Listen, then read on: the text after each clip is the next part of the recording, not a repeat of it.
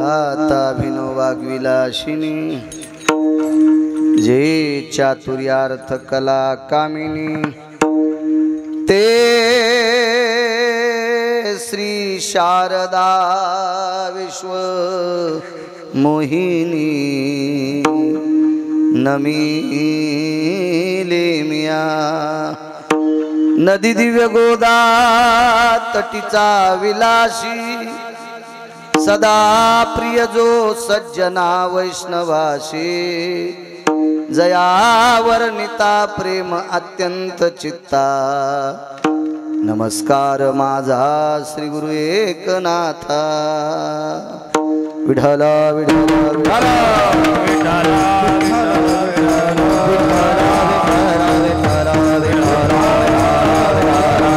भंग माझ्या देहूतल्या मालकांचा आहे. मालक या अभंगाद्वारे 8व्या अवतारातील मालकांचं नवल प्रतिपादित करता. इथं गणेश बुवाला लावा बुक्का.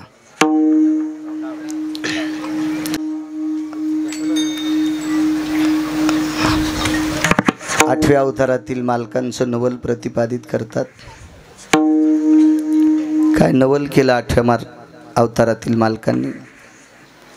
तुम्ही जेवढा आशीर्वाद देताल तेवढा बोलण्याचा प्रयत्न करेल. 4-2 पट्ट्या टाकल्या असत्यात लोक उन्हात बसले नसते. पण तुमचं काय ध्यान हे बी रोज इतके येत नसते ना. काय बाळाच्या कीर्तनात काय पैसे गवसत आहेत का? इतके कशाला याचे वाटून वाटून याचं विठाला विठाला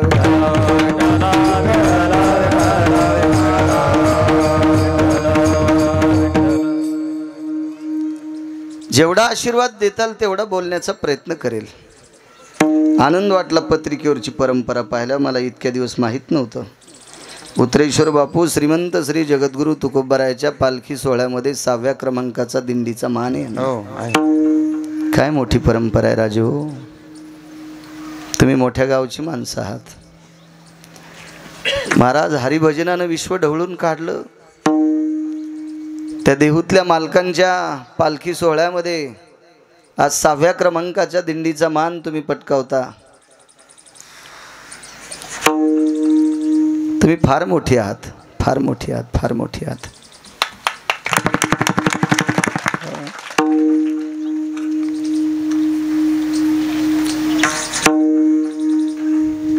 एक सोपं वाक्य सांगू का तुम्हाला? तुम्ही किती मोठे आहेत तुम्हाला नंतर कळन. आज मी जरी प्रयत्न केला तरी मलाही तो क्रमांक मिळत नाही.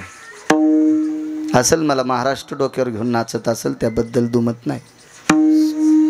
म्हणजे लक्षात घ्या तुम्ही इतकी मोठी माणसं आहात. पण ज्याच्या गावाला गंगा त्याच्या गुडघ्याला सांगा. बऱ्याच लोकांना याचं महत्त्व कळत नाही. गावकऱ्यांनी याची दखल घ्या, दक्षता घ्या. राजे हो, इकडे तिकडे डिजिटलवर कोणाचे फोटो दिसतील. 7-8 दिवसाला ते फोटो पुन्हा चुलीत जातील. सोयाबीन झाकायला जातील. भुसाखाली आथरायला जातील. कणसाखाली आथरायला जातील. एखाद्या वळईवर झाकायला ते फोटो जातील. बॅनर तिकडेच जातील ना. ते बॅनर आहे हे किती दिवस राहते ते बॅनर. ह्या बॅनराच्या फोटोवर कडे बघून कुत्र्या तर शेपटी हालीत नाहीत.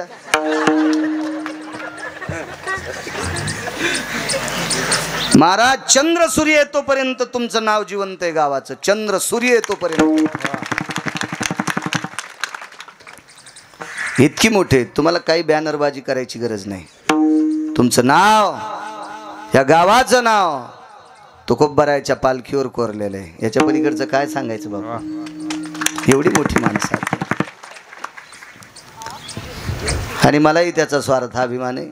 सार्थ कधी जरी योग आला,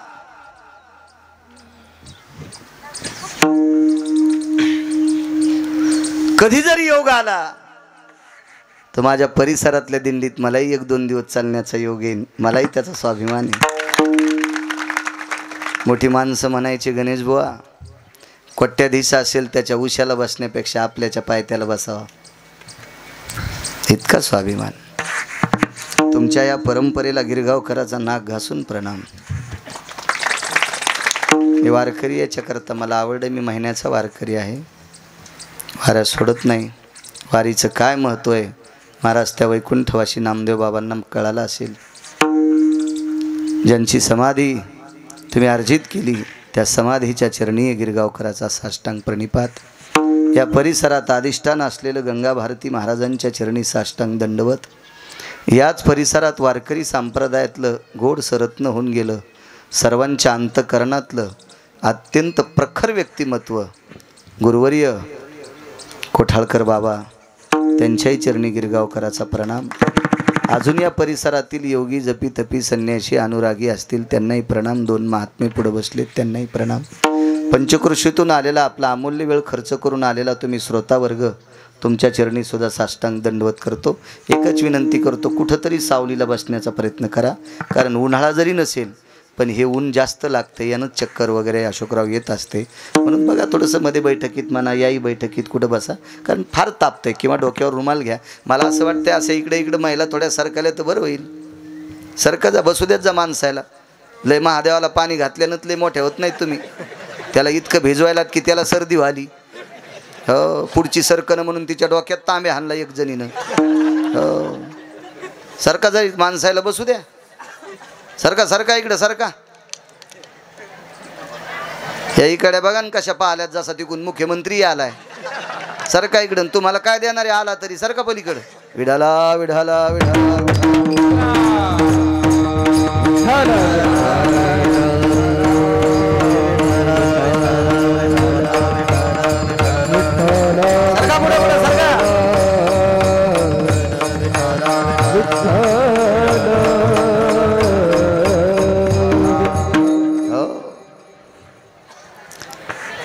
या परिसरातील सर्व सद्भक्तांना प्रणाम करतो। कार्यक्रमाचं यजमानपद ज्यांच्याकडे असे रामभाऊ सखाराम भुंबर, अर्जुनराव बाबासाहेब दवंडे, बाबा मुंजाजी सोनगुडे, बरोबर आहे, हे तीन यजमानांना कोटी कोटी धन्यवाद। ते भुंबर सर, अशोकराव तुमच्या गावात कीर्तन होतं, तुम्ही यजमान होते त्या दिवशी, ते ऐकायला आलते। त्याच दिवशी भुंबर सर बोलत होते, नंतर उतरेश्वर बापूकडे बोलले। मी नको म्हणत होतो, रात्री जळगावला होतो आणि दुरून येणं थोडंसं कठीण वाटतं। पुन्हा संध्याकाळी राजूर गणपतीला संस्थानला कीर्तन आहे, पण देवाची कृपा छान। मोठ्या श्रद्धेने अट्टहासाने भावयुक्त अंतकरणाने येनोरा ग्रामस्थांच्या वतीनं चालत असलेला हा सोहळा, एवढा मोठा भारदस्त सोहळा करता त्याबद्दल तुम्हाला कोटी कोटी धन्यवाद। बाहेर खूप मोठी सप्ते, परिसरातल्याचा स्वाभिमान असला पाहिजे। या 5-7 दिवसात 10-15 हजार लोकांची सप्ते। परवाला माधव महाराज मगरांनी चातुर्मास जिथं केला त्या वाघजाळीला सप्ता, त्याच्यानंतर गजानन महाराज संस्थानचे जेवढे टाळकरी आहेत त्यांच्या गावाला सप्ता, तिथं रातचा सप्ता। मोठे बाबा ज्या प्रांतात आहेत त्या प्रांतात जळगावला सप्ता।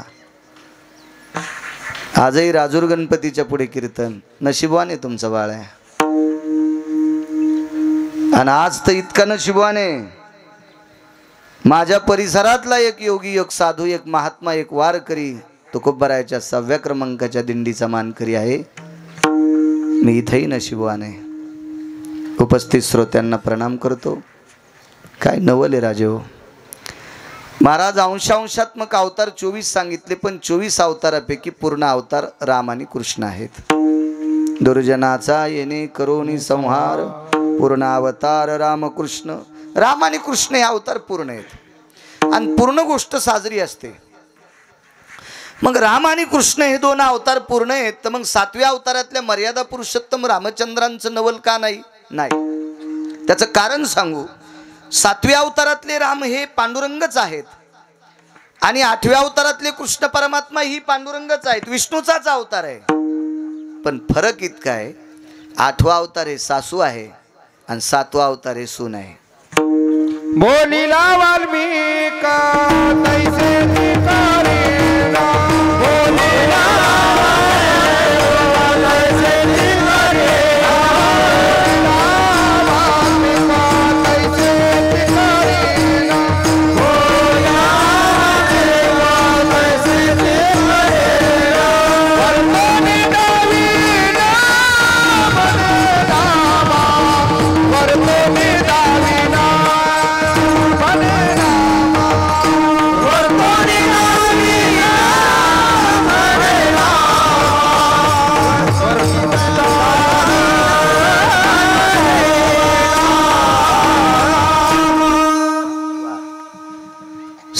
शिरोमणी नामदेवराय सांगतात, महर्षी वाल्मिकांनी ज्या पद्धतीनं एका पुराणात रामायणामध्ये जे काही लिखाण केलं त्यानुसार मर्यादा पुरुषोत्तम रामचंद्रांना वागावं लागलं. एका तिळा इतका बदल करता आला नाही. पारतंत्र्यात येत म्हणून नवल नाही. आणि 8व्या अवतारात कोणाच्या बापाला मोजलंच नाही म्हणून नवल आहे. नाही मोजलं. एकच देव, एकच एकच एकच. फरक किती होता पा, किती पारतंत्र्य. 11 वर्षाचं एक पोरग मरण पावलं अयोध्येमध्ये. मेलं तसं बाहेर. एक जण म्हणला अयोध्येत का नाही. अयोध्येत तरुण माणूस मरतच नव्हता. कारण राजा दशरथाने एवढं तात्विक राज्य चालवलं होतं. राजा अजराजांनी म्हणजे प्रभू रामचंद्राच्या आजोबांनी एवढं तात्विक राज्य चालवलं होतं. पुढे मर्यादा पुरुषोत्तम रामचंद्रांनी इतकं गोडसं राज्य चालवलं होतं. म्हणून त्या पृथ्वीची कृपा, त्या मातीची कृपा त्यांच्यावर झालती की एवढा मोठा राज्याचा कारभार जनतेचा चालवणारी राजे आहेत. यांच्या राज्यामध्ये तरुण माणूस मरता कामा नये. मरतच नव्हतं. यमाची ताकदच नाही, हिम्मतच नाही यमाची तरुणाला न्यायची. मग 11 वर्षाचं पोरग का मरतय, तर ते त्याच्या मामाच्या गावी गेलत आणि त्याच्या मामाच्या गावी मेलं. रातोरात घोड्यावर आडवं पोरग टाकलं आणि अयोध्येमध्ये ते पोरग आणलं अशोकराव. सकाळी चर्चा झाली. गावातल्या एका सात्विक सदाचारी पुण्यशील माणसाचं पोरग मेलं. काय करावं काय करावं काय करावं, फार प्रयत्न केला. सगळ्या लोकांनी विचार केला, अरे आपण नगरी कोणाची आहे. सूर्यवंशातले राजे मर्यादा पुरुषोत्तम रामचंद्र भगवान विष्णू परमात्म्याची नगरी आहे आणि यम तर यांचं ऐकतोय. आपण रामचंद्रांकडे घेऊन जाऊ. आणि तो मुलगा आणला. ते प्रेत पुढे टेकलं. प्रभू रामचंद्र आतमध्ये गेले. सुमंताला सांगून एक पांढरं वस्त्र घेतलं आणि त्या पोराच्या अंगावर झाकलं. नशिबवान असेल त्याला शेवटचं वस्त्र रामचंद्राचं भेटलं. मुठभर फुलं घेतले, मंजुळा घेतल्या आणि त्याच्या अंगावर टाकल्या आणि सांगितलं करा अंत्यविधी. पोराच्या घरातले म्हणले, प्रभू आम्ही तुमच्याकडे पूजा करायला नव्हतं आणलं, उठवायला आणलं होतं. नाही म्हणले, मला नाही उठिता येत, उठू शकत नाही मी. का, वाल्मिकानं लिहिलंच नव्हतं. आणि वाल्मिकानं जसं लिहिलंय त्याच्या व्यतिरिक्त जाताच येत नव्हतं. जाताच येत नव्हतं, जाताच येत नव्हतं. इतका नियम होता. म्हणून नवल नाही. चला थोडंसं पुढे. 8व्या अवतारात एका महाराजाचं पोरग समुद्रावर पोहायला गेलं आणि समुद्रात पावता पावता सेल्फी काढली. तेव्हा मोबाईल नव्हता हो. लय येडगळ सेल्फ्या काढता काढताच मरायलीत. कुठं सेल्फ्या घ्यावा, काय कुठं घ्यावा, पत्ताच नाही याचा, पत्ताच नाही. माय लोकाचा ऊस खुरपी ती आणि तिच्या पैशावर हो भडवा. 90,000चा मोबाईल वापरी तो हरामखोर. या लाच तरी वाटायला पाहिजे लोकायला मोबाईल दाखवायला. याची छाती नाही जळायची का ज्या खिशात मोबाईल ठेवला. आकलीचे कांदे हरपले. कशासाठी वापरावा, त्याचा फायदा काय, अमकं काय तमकं काय, काही नाही. मोबाईल मोठा घेऊ नका असं म्हणत नाही. लायकी आहे का आपली, आपल्याला त्याची गरज काय. दिवसभर जर रानात काम करत असेल तर त्याला मोठा मोबाईल काय करायचा आणि कोणाला बोलू तू. आणि रानात काम करणाऱ्याचं कोण विचारतंय. हा 500 सोयाबीन क्विंटल का सोयाबीन उत्पन्न काढे जाण आडतीत कोणी विचारित तिला ऐकतील भाव. हा तर 10-5 क्विंटलवाल्यानं कशाला नाटकं करायची. कोण विचारतंय सरळ, कोण दुर्बळाचं विचारतंय. दुर्बळाचे कोणा जगमानी दिवाचारा, जगमानी दिवाचारा, जगमानी दिवाचारा.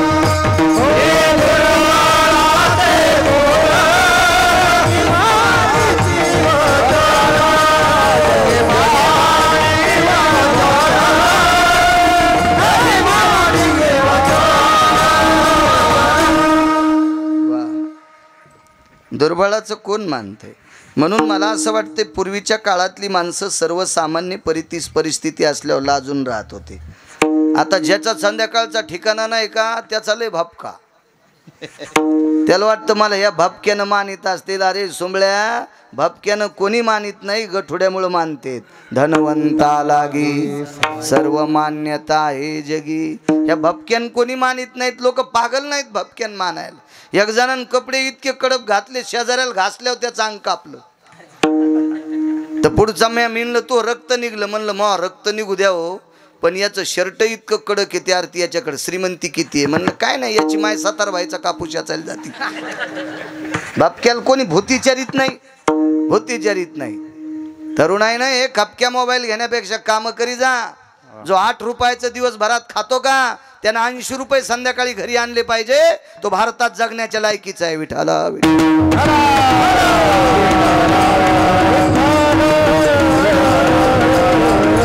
काम करी जा काम.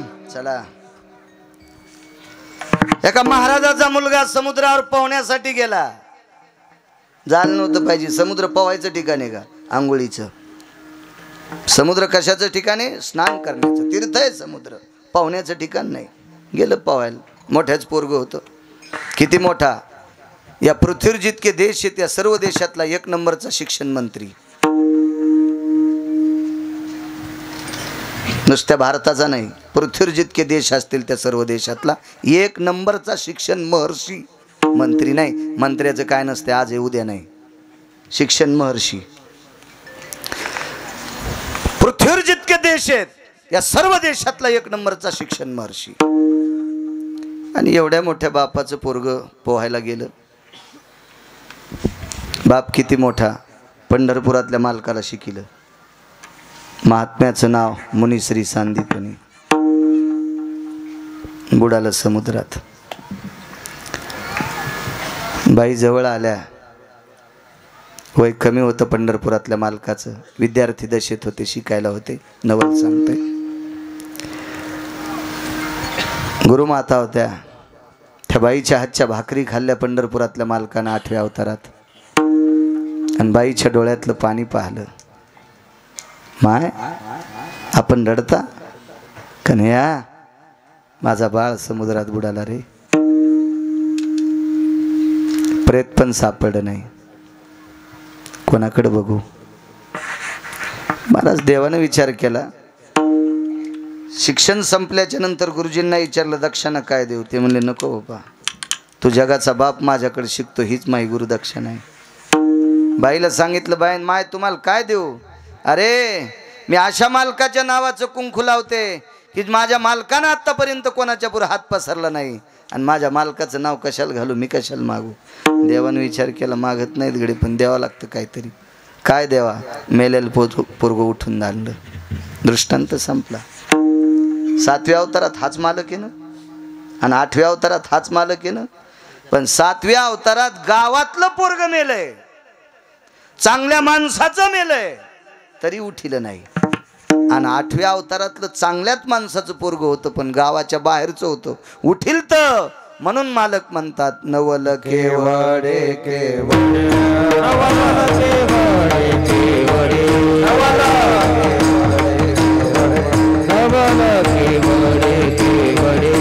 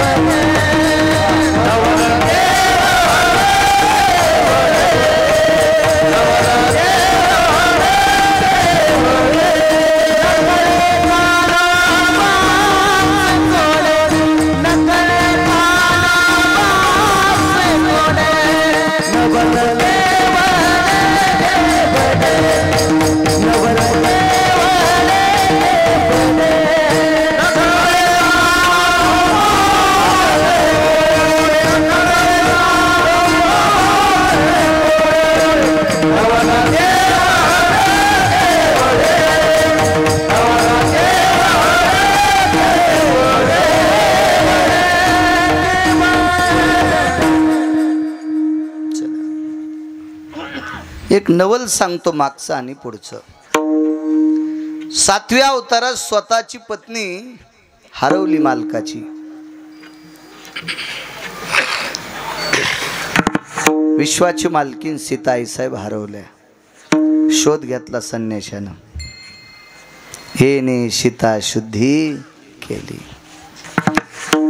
मारुतीराय सारख्या महान विश्वाच्या पाठीवरल्या 1 नंबरच्या वारकऱ्यांनी आणि पृथ्वीवरच्या 1 नंबरच्या संन्याशांनी पंढरपुरातली मालकीन 7व्या अवतारात सापडून दिली.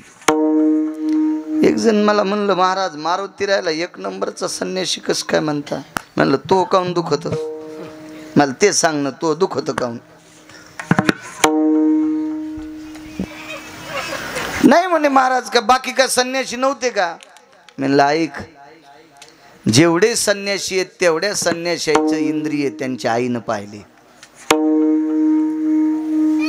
मग तो भारतातला कोणताही संन्याशी असू द्या, ज्या बाईच्या पोटी जन्माला आला त्यावेळेला त्याला पाहिलं नाही नागडं, तिनं आंघोळ घातली नाही.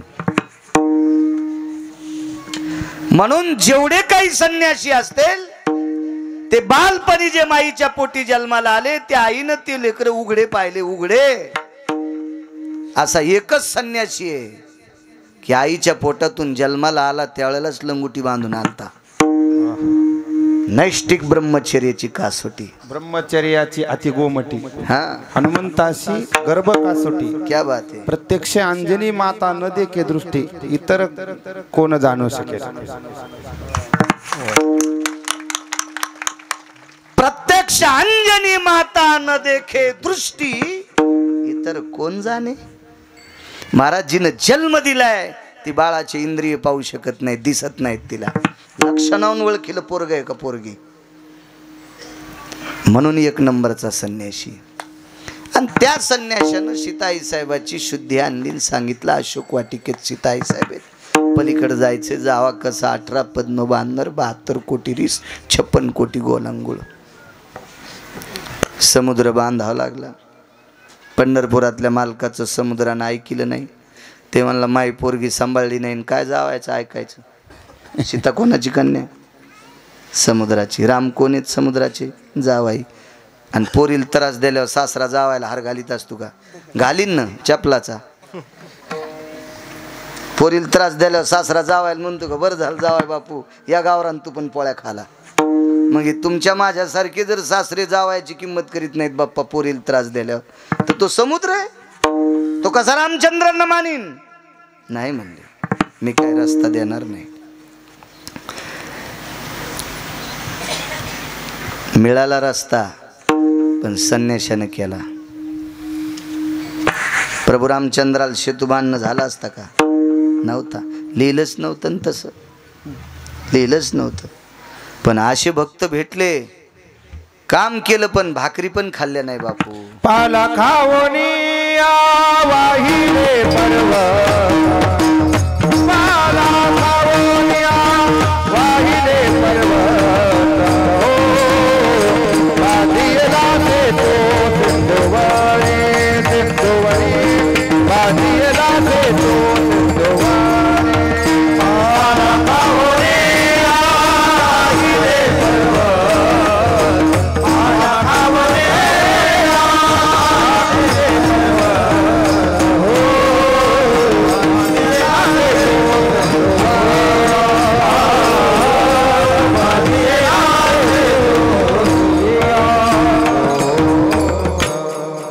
पाला खावनिया वाहिले पर्वत, बांधियला शेतू सिंधुवरी. काम जरी केलं तर भाकरी मालकाच्या खाल्ल्या नाही, आणि भजन केलं तरी भाकरी खाल्ल्या नाही. केवळ वनीचे वनचर, पाले खावीर वानर, चारी मोक्ष त्यांचे किंकर, सवे सुरवर वंदिती. पालाच खाल्ला.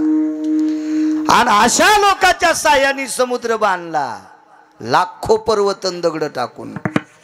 पण पंढरपुरातल्या मालकाला चिमूटभर माती टाकता नाही आली, चिमूटभर. एक खडा टाकला तर बुडाला गेला. एक खडा टाकला तर बुडाला गेला. बघा नवल पुढचं. दगड चलत येत का? मातुडं चलत का वाळलेलं?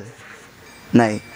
वली माती पाण्यात वाहून वाळलेली चलती का? आणि दगड चलत येत का? महाराज पुढं आलं की स्वतंत्र कारभार.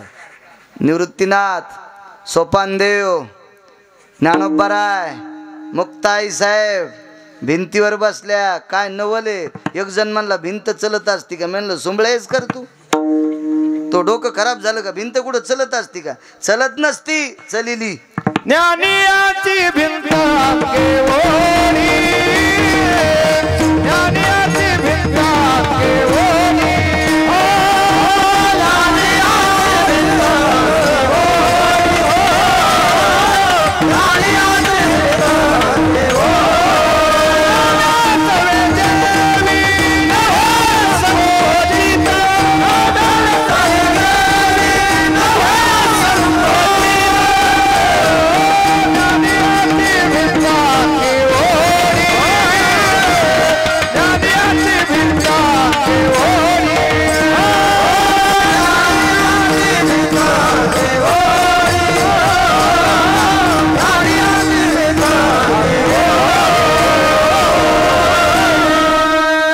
प्रसंग पा किती गोड आहे राजे. हो काय नवल आहे. पंढरपुरातल्या मालकानं एक पर्वत जर पाठीवर घेतला असता तर सगळी वानर पर्वतावर बसले असते आणि पुढं चलीत पर्वत लंकेत नेला असता. लिहिलं नाही वाल्मिकानं. पारतंत्र्यातला अवतार आहे. आणि इकडं अंगातलं शर्ट काढ आणि भिंतीच्या खाली पाठ लावली. ज्ञानियाची भिंत अंगी ओढी. मग असं तिथं वाढता येत नव्हतं का? नाही. इकडं वळडय नवल केवडे केवळे नवल केवळे केवळे नवल केवळे केवळे नवल केवळे केवळे. नकळे मानो माझे गोडे नकळे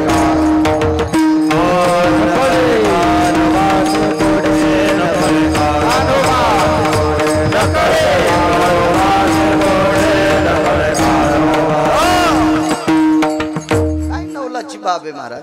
किती नवल आहे, किती नवल आहे. इंद्रजित कोण होता? रावणाचा मुलगा आणि लक्ष्मणाचा जावाई. गोड नातं. इतकं कोमल नातं असतं का गणेश बुवा? जावाई सामान्य नातं आहे. आणि मग लक्षात आलं आता प्रयत्न काय करायचे. पंढरपुरातल्या मालकाला सांगितलं, आपलं मर्यादा पुरुषोत्तम रामचंद्रांना सांगितलं, दादा आज युद्धामध्ये मुलीच्या कपाळावरचं कुंकू पुसलं माझ्या हातानं. मी जावाई मारलाय. अप्रसन्न चेहरा शेषाचा बघितला. सुलोचना लक्ष्मणजीची कन्या होती.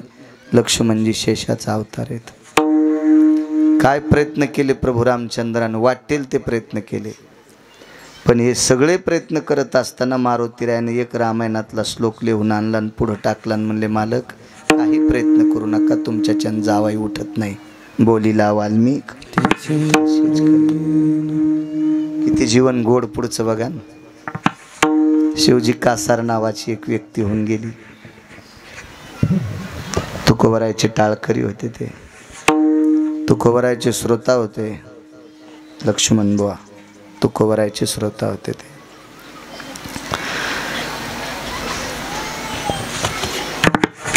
जवळच तुकोबरायचं कीर्तन चालू. शिवजी कासार कीर्तनाला गेले आणि घरी दुःखाचा डोंगर कोसळला. एकुलता एक चिमुकलं पोरग मेलं गणेश बुवा. निष्ठावंत वारकरी पोरग मेलं. शिवजी कासाराची निष्ठा किती होती, तत्व किती होतं, याच्या दोन गोष्टी ऐका. नवल सांगतोय मागचं आणि पुढचं. सोनबा ठाकूर तुकोबरायच्या कीर्तनात पकवाज वाजवायचे.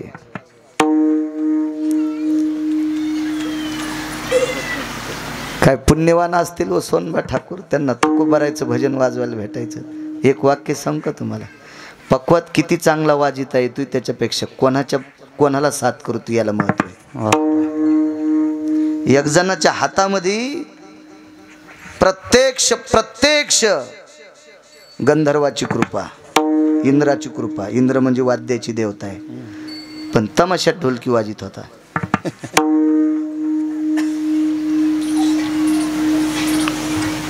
आपल्याकडे कला किती देवानं दिली आणि ती कोणाच्या सानिध्यात सादर करतो याला महत्व आहे।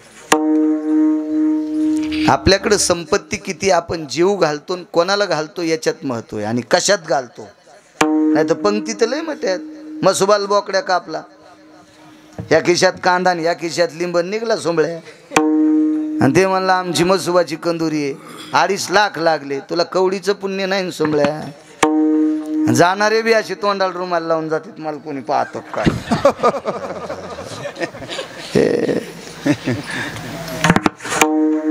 हे ऊस कुरतडून आलेले कोले आपण कुठं उडवतो याचं महत्व आहे।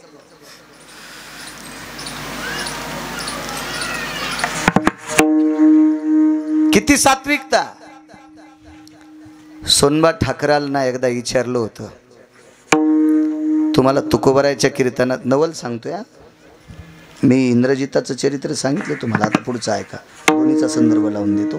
किती मुक्त आहे आणि इकडं किती पारतंत्र्य आहे, इकडं किती स्वतंत्रता आहे आणि इकडं सुनाचा अवतार आहे, इकडं सासू आहे।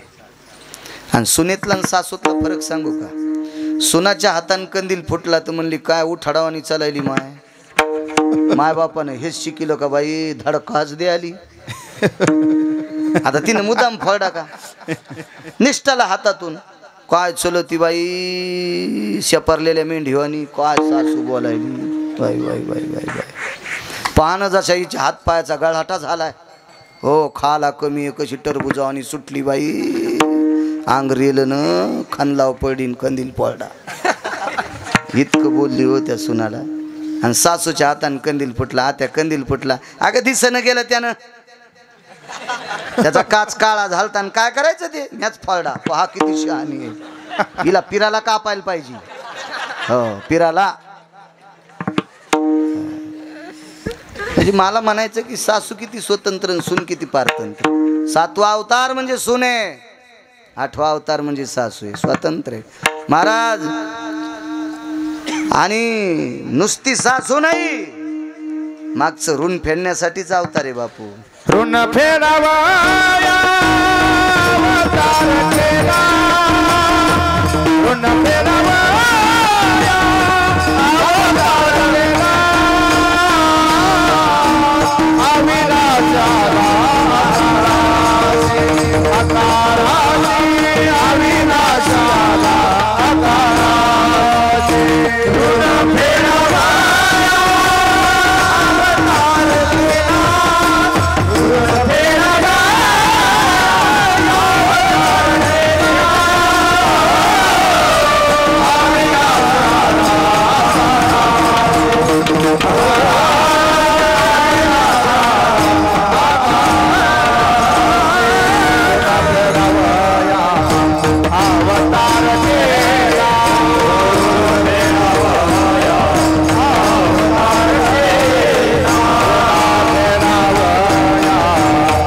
अवतार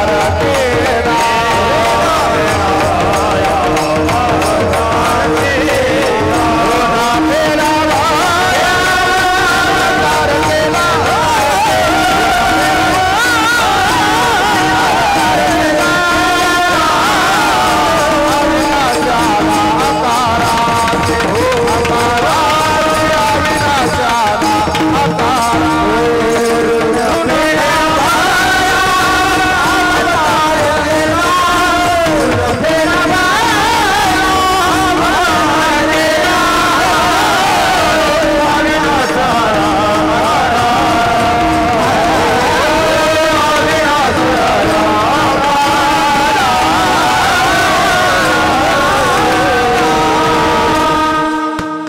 फेडावयावतार केला, अविनाशी आला कराशी। मागचं कर्ज करून ठेवलं होतं, ते कर्ज फेडता येत नव्हतं, वाल्मिकानं लिहिलं नाही, ते कर्ज पुढं सासू होऊन फेडलंय। बसा येतेत ते सगळे. बसा इकडं माझ्याकडे बघा ना, ते इथंच बसायला आलेत ते. या बसता येते, बसू द्या.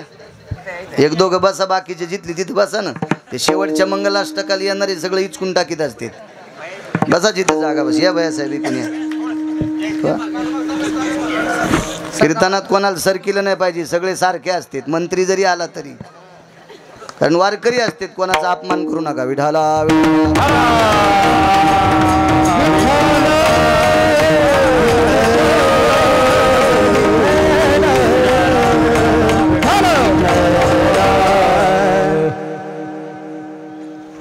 सात्विक सदाचारी पुण्यशील शिवजी कासार. सोनबा ठाकरांना विचारलं, तुकोबारायची संगती लाभली.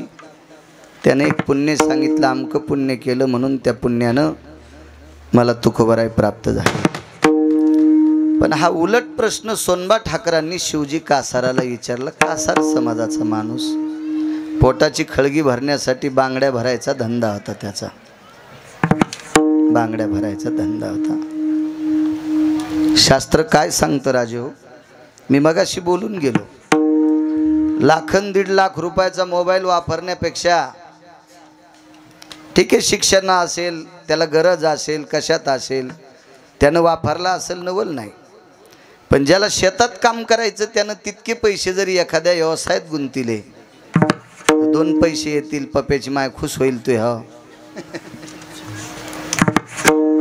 कारण एक सोपं वाक्य सांगत असतो, आपल्या जवळचे पैसे संपल्यावर रक्ताच्या नात्यातले सुद्धा हरामखोर पाहुणे आपल्याला पत्रिका देत नाहीत. हा निसर्गाचा नियम आहे. आणि आपल्याकडे आल्यावर सगळे मुळवाट्या घेऊन येतात. म्हणून पोरायनं इकडं तिकडं मोकार फिरण्यापेक्षा आपल्या वाट्याला जे काम येईल ते काम केलं पाहिजे. शिवजी कासारांनी पोटाची खळगी भरण्यासाठी बांगड्या भरायचा व्यवसाय होता.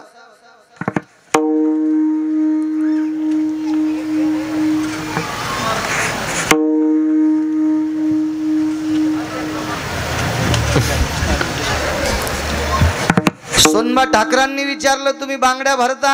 हो. तुकोबारायचं भजन ऐकता, कीर्तनात टाळ घेऊन उभं राहता. शिवजी कासार आणि उत्तरेश्वर बापू गंगाजी मवाळ चाल म्हणायचे. कडुसकर, कडूस नावाचं गाव, पुणे जिल्ह्यात. शिवजी कासार आणि गंगाजी मवाळ चाल म्हणायचे तुकोबारायच्या कीर्तनात. काय पुण्यवान असतील, किती पुण्य, किती पुण्य, किती पुण्य. आणि विचारलं, तुम्हाला एवढा मोठा आदर, एवढा मोठा महात्मा कसा सापडला?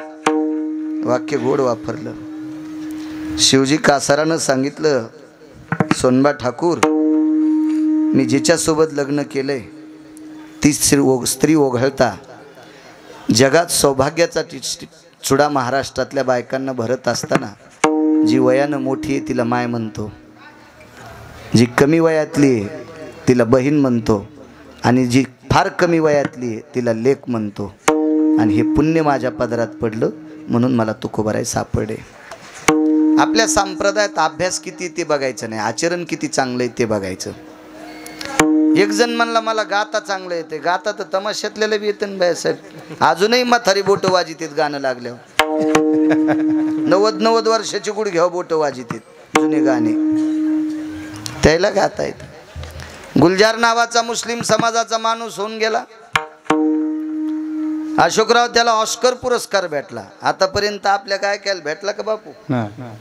ऑस्कर पुरस्कार हा जागतिक लेवलचा असतो. बऱ्याच लोकांना भेटला फिल्मी सृष्टीतला. गुलजार हा मुस्लिम समाजाचा गायक होता, पण तोही पांढऱ्या कपड्यावर तिथे गेला. ते सुटाबुटात जात नाही. म्हणला याच कपड्यावर मी गाजलोय, मी दुसऱ्या कपड्यावर येणार नाही तुमच्या. मग फिल्मी सृष्टीतला गायक जर इतकं तत्व पाळतो तर आपल्या पॅन्ट टिकावून घाला. काय होतं, आपल्याला धोत्र नेसल्यावर कीर्तनापुरते का इचू घुसते का ओळिंबा लागतो हातापायाला? सप्त्याला दम नाही, भागवतायला दम नाही, कीर्तनाला दम नाही. याचं महत्व काय माहिती आहे का? व्यक्ती स्वातंत्र्य आहे भारतामध्ये, कोणी कसं वागा, पण इथं नका वागू. विठाला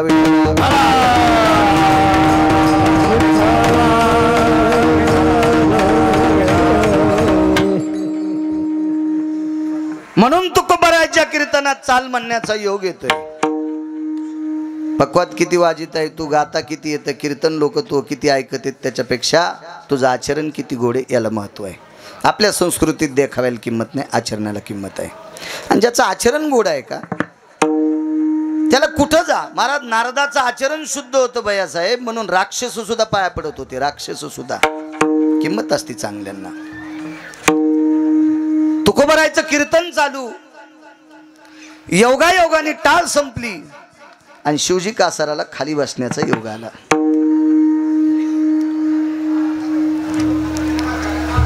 त्या दिवशी शिवजी कासारावरचा जो दिवस होता तो अत्यंत बिकट होता. त्या दिवशी शिवजी कासारांचा चिमुकला मुलगा मृत्यू पावला. शिवजी कासार कीर्तनात बसलेले आहेत. शिवजी कासाराच्या पत्नीने मांडीवर पोरग घेतलं, रडू लागली. बघता बघता शेजारनी पाजारनी सगळ्या जमा झाल्या. काय झालं? माझं बाळ गेला म्हणे. वा,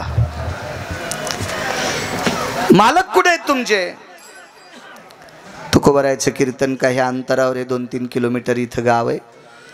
तिथं तुकोबारायचं कीर्तन आहे, कीर्तनासाठी गेलेत.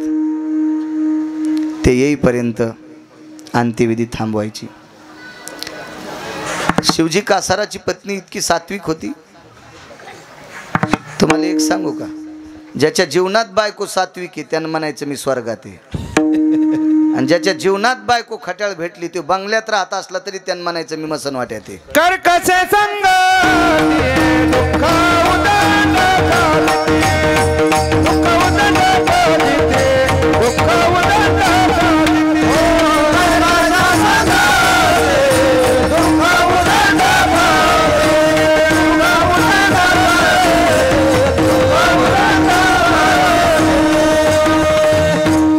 कर्कश बायको असली की जीवनात उदंड फजिती असती. आम्ही घोडी घेतली गणेश बुवा, शेतात जाल, दुसरा नाद नाही काही. मग शेतात जाला घोडी, त्या घोडीवर बसलो. ते म्हणला घोडी चांगली, पहिली दुसरी तिसरी तिन्ही चाली चांगल्या होत्या. त्याला 10-11 हजार रुपये इनाम द्यायला. मस्त घोडी होती, आहे की नाही बाप्पा?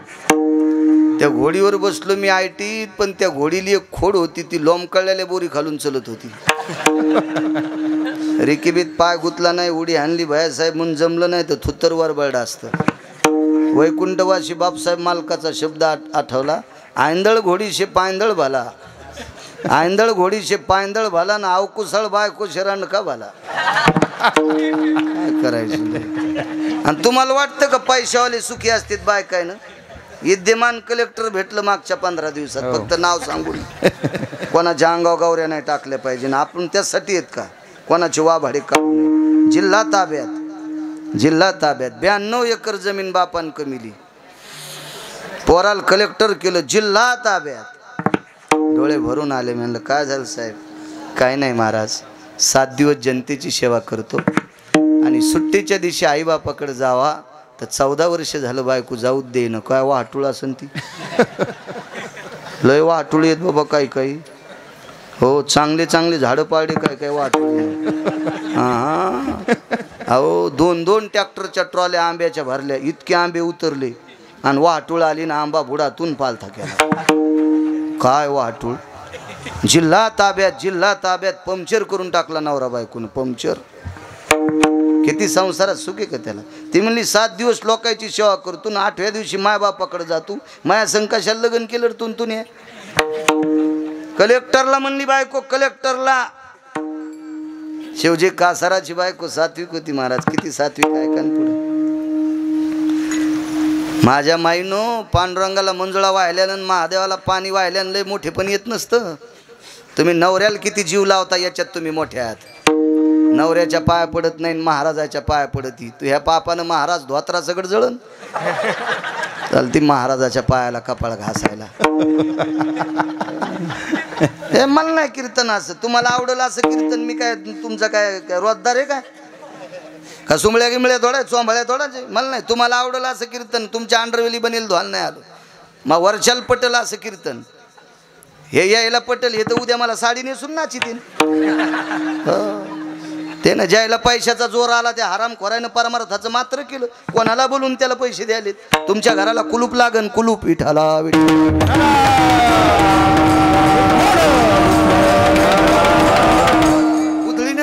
बाजारात पैसे, पण वारकरी संप्रदायात बट्ट्याबोळ करू नका. हा संप्रदाय कष्टानं लोकांनी सांभाळलाय मागच्या. महाराज शिळे मधुकरीचे तुकडे 3-3 दिवसाला पाण्यात भिजून खाल्लेत जुन्या लोकांनी, आणि संप्रदाय इथपर्यंत आणलाय. आणि या कालपारच्या पैशावाल्याने म्हशीच्या गळ्यातला ढोण्या करून टाकलाय. कुलप लागते घराला, कुलप. विठाला विठाला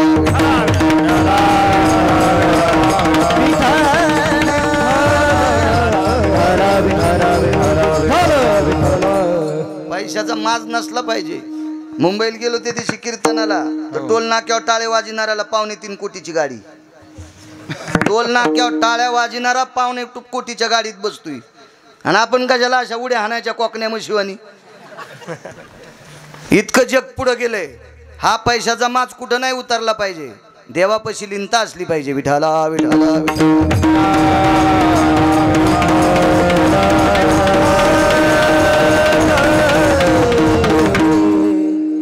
काय सांगू लागलो. पत्नी शिवजी कासाराची पत्नी शिवजी कासार. हा ऐका ऐका,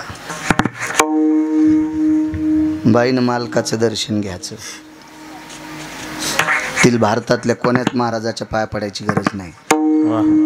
आणि जी नवऱ्याच्या पडत नसेल ना, तर तिनं कोण्यात देवाकडे गेली तरी देव तिच्याकडे पाहणार नाही. त्याच्या गोळ्या नाही संपल्या. आणि नवऱ्याच्या पाया पडत असेल तर तिची देवावरी सत्ता. नैवम गिरगावकर लिखितम किंवा नैवम गांजा कसम लिखितम. मालकाचं वाक्य इतक्या मोठ्या आहेत तुम्ही, इतक्या मोठ्या सोंग करी जाऊ नका. साजे अलंकार व्रतार वा वा वा हरी भोगीता हरी भोगीता क्या बात आहे. वा वा वा. साजे अलंकार घोकिता भरतार भोगिता भरतार. जिचे होता दर्शन मिळे पोट भरी अन्न. जी का भाग्याची आहे व तिचा पती तिचा देव. मानी भ्रताराची बोली धन्य जगी ती माऊली. सोंग नाही करायचे. 1,00,000 महादेवाला बेल व्हायला, आणि पप्प्याच्या बाप म्हणला जेवण. आजच्या दिवस काय तुमच्या पोटात बरम्या नांदायला खरे उपाशीच मेला पप्प्याचा बाप. आणि महादेवाला 1,25,000 बेल व्हायला. बेल नाही व्हायलाच तो दगड टाकले. येती तैसे दगड भद्र पुष्प देवाची भद्र पुष्प देवाची भद्र पुष्प देवाची.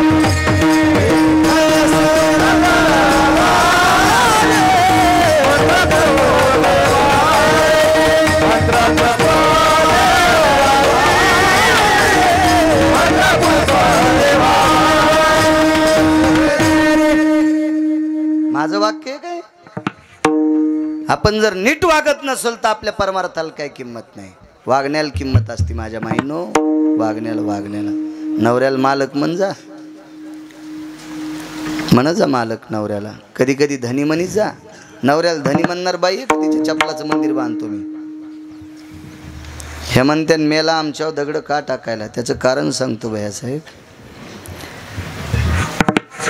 एक बाईनं कमेंट टाकली होती म्हणे कीर्तनात, मला मोबाईल तर भारीचा नसतो, पैसे आहेत माझ्याकडं, पैशाला काय कमी नाही, मी कुतणारा माणूस नाही, मग हाऊत भरलाय आणि रिकामा बी होत नाही, पाईप बी आहे. तुमच्या इतके नाही तर नाही नाही नाही, हे सगळे नाटकं असतील. तुमच्या कागदावर दाखवलेल्या संपत्त्या त्याच्या 500 पटी 1000 पटीनं पुढं असतात.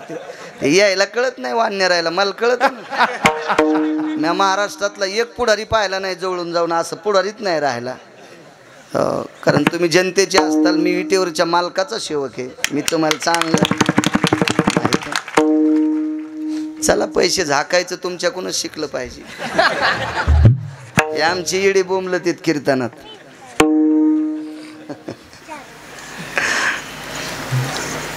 एक जण म्हणला महाराज हाऊत भरला म्हणजे किती पैसे आहेत. मी म्हणलं तुझ्या पाया पडायची गरज नाही, इतके येत.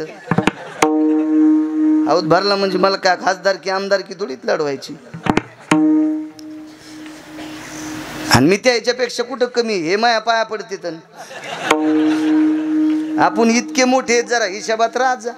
आमचा पुतण्या म्हणला मला ग्रामपंचायत लढवायची 9 एकर जमीन इकली नाशिकला कडे कांदायला. चांगला चाली म्हणत होता मस्त चाली म्हणत होता लोक पाया पडत होते. संध्याकाळी रातच्या पाकिट घेऊन येत होता. ATM बंद असलं तरी बी सरपंच व्हाल 9 एकर म्हशी 9 एकर जमीन 14 म्हशी 80 गाई.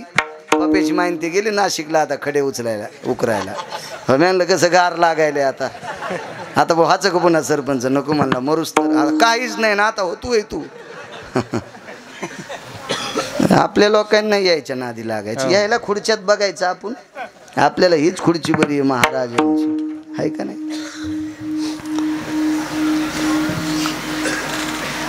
मालकाच्या दर्शनात सर्व पुण्य. चला मुलगा वारला शेजारणीनं कानात सांगितलं शिवजी कासाराच्या पत्नीच्या. बाई सात्विक होती हो नवऱ्याचा आदर करणारी होती पण शेजारणीनं कानात औषध टाकलं. काय तो ह्या नवऱ्याला कळतं का ग. उठलं की सुटलं तुकाराम महाराजाचं कीर्तन. पोरग मरायले घरी ताप आली त्याला काही कळलं नाही. त्याच्याकडे खांद्यावर पोरग घेतलं.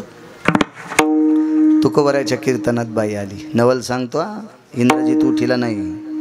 इंद्रजीत जावाई होता भैयासाहेब पंढरपुरातल्या मालकाचा मेल्यावर उठीला नाही. पुढचं नवल पहा. आणि मग